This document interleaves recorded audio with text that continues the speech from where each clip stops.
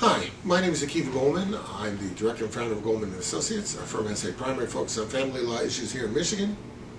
And today we're going to continue our video series designed to educate and inform the public.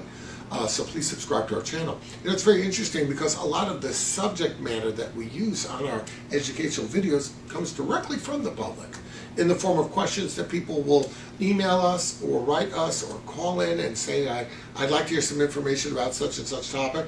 Today we have an interesting one. Should a person hire a divorce lawyer before they get married? Well, it's kind of an interesting question because you would think, well, why would I hire a divorce lawyer before I get married? It's like hiring an undertaker when I'm 25 years old. Why would I do that? Well, on the other hand, though, people do make advanced planning, so you could say it makes perfect sense. I think the real issue is if you want to talk to a family lawyer before you get married, it's probably about discussing prenuptial issues, like to have a prenuptial agreement or some such thing.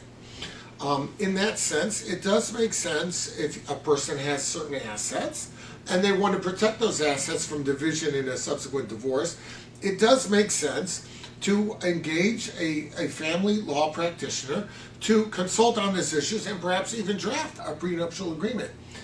Now, it's very, very tricky because unless both parties are wealthy and both parties have reason to be concerned about prenuptial issues and division of assets later on, this could become a very, very uncomfortable discussion to have. One person has to tell the other, we're so happy, we're getting married till death do us part. However, just in case, I want to make sure you're not taking my house that I had beforehand, my stock and everything. You can imagine how things would deteriorate. I was actually watching an episode of Seinfeld where the notion of a prenuptial agreement was suggested as a way to get out of a relationship.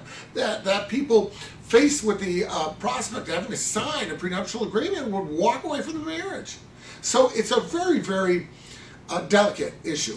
I would say this though, if there is a prenuptial situation developing because somebody has a lot of assets and there's concern about it, I would say that it might be appropriate, rather than have one person say, look, I want you to sign a prenup, it might be appropriate to consult with a lawyer, find out the best way of approaching it. Maybe that lawyer will want to have both parties in and discuss the issues and you know, put it out there in the open. And you know what? Blame your lawyer for it rather than having it reflect on you so that the relationship falls apart. There are ways of expressing this so that it can be done. But I would say that in a relationship where somebody has a lot of assets and perhaps met someone recently, maybe it's someone that they know well but not all that well, it would be appropriate to speak to a family law practitioner about safeguards that might assist in the way of prenuptial agreements and all that. You got to understand something.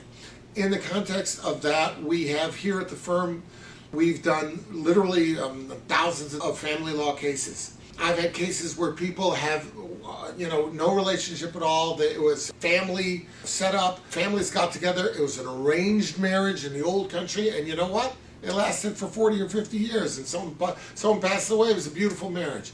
On the other hand, I've had people who've gone out for 5 years, and everything was beautiful, and then they get married, and 4 months later, the whole thing falls apart.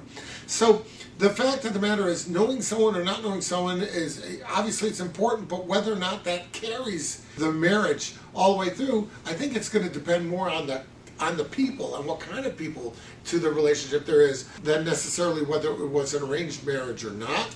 But I do think in either scenario, prenuptial issues could come up. And it is advisable to speak to a family law attorney about those kind of issues, in anticipation of the marriage. But here's the tip. Don't do it a week before the marriage.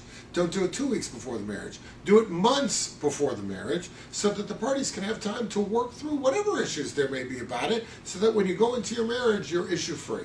If you have any questions about that, reach out and we'll be glad to help you out.